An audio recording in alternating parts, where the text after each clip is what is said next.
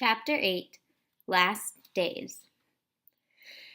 Near the end of July, it was warm and sunny. Sadako seemed to be getting better. "I'm over halfway to 1,000 cranes," she told Masahiro. "So something good is going to happen." And it did. Her appetite came back and much of the pain went away.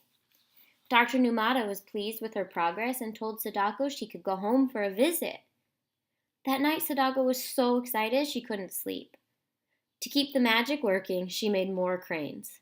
621, 622.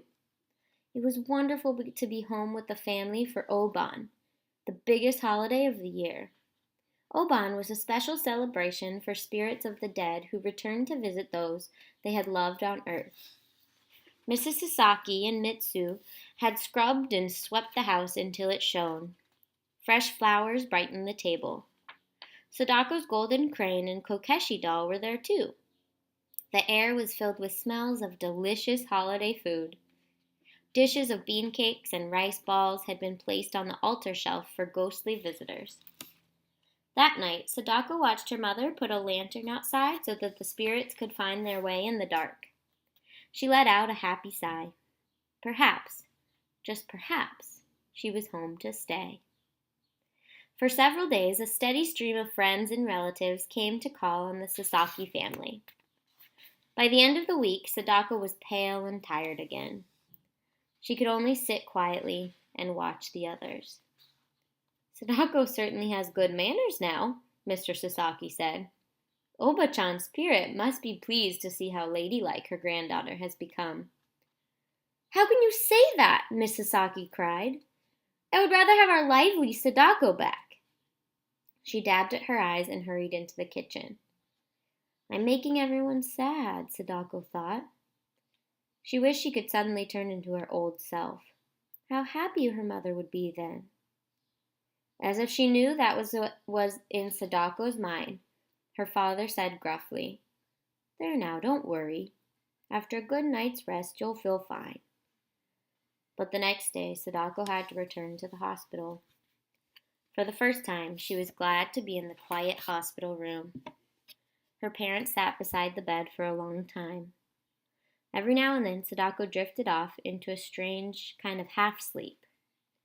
"When I die," she said dreamily, "will you put my favorite bean cakes on the altar for my spirit?" Mrs. Sasaki could not speak. She shook her daughter's hand and held it tightly.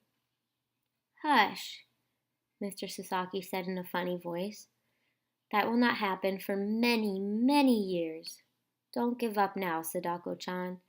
You have to make only a few hundred more cranes." Nurse Yasunaga gave Sadako medicine that helped her rest. Before her eyes closed, Sadako reached out to touch the golden crane.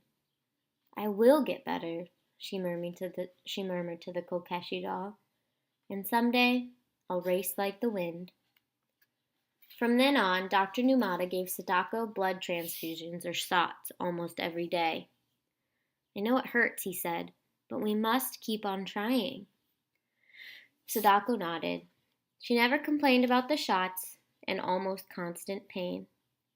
A bigger pain was growing deep inside her. It was the fear of dying. She had to fight it as well as the disease. The golden crane helped. It reminded Sadako that there was always hope. Mrs. Sasaki spent more and more time at the hospital. Every afternoon, Sadako listened for the familiar slap-slap of her plastic slippers in the hall. All visitors had to put on yellow slippers at the door, but Mrs. Sasaki's made a special sound. Sadako's heart ached to see her mother's face, so lined with worry. The leaves on the maple tree were turning rust and gold when the family came for one last visit. Eiji handed Sadako a big box wrapped in gold paper and tied with a red ribbon. Slowly, Sadako opened it. Inside was something her mother had always wanted for her, a silk kimono with cherry blossoms on it. Sadako felt hot tears blur her eyes. "Why did you do it?" she asked, touching the soft cloth. "I'll never be able to wear it, and silk costs so much money." Sadako-chan, her father said gently. Your mother stayed up late last night to finish sewing it. Try it on for her. With a great effort, Sadako lifted herself out of bed. Mrs. Sasaki helped her put on the kimono and tie the sash. Sadako was glad her swollen legs didn't show. Unsteadily, she limped across the room and sat in her chair by the window. Everyone agreed that she was like a princess in the kimono. At that moment, Chizuko came in. Dr. Numata had given her permission to visit for a short time. She stared at Sadako in surprise. You look better in that outfit than in school clothes, she said. Everyone laughed, even Sadako. Then I'll wear it to class every day when I'm well again, she joked. Mitsu and Eiji giggled at the idea. For a while, it was almost like the good times they used to have at home. They played word games and sang Sadako's favorite songs. Meanwhile, she sat stiffly in the chair, trying not to show the pain it caused her. But it was worth the pain. When her parents left, they looked almost cheerful. Before she went to sleep, Sadako managed to fold only one paper grain.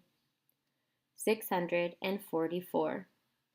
It was the last one she ever made.